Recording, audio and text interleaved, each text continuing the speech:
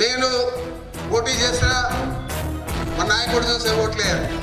మసూద్ రెడ్డి పోటీ చేసిన మా నాయకుడు చూసే ఓట్లేయాలి.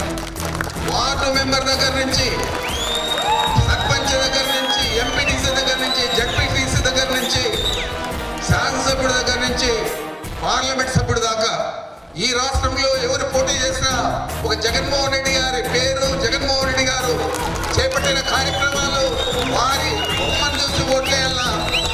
ఏ ఎన్నిక వచ్చినా కూడా మనమందరూ అభ్యర్థి ఎవరైనా మనకు అవసరం లేదు, మన అభ్యర్థి జగన్మోహన్ రెడ్డి గారు.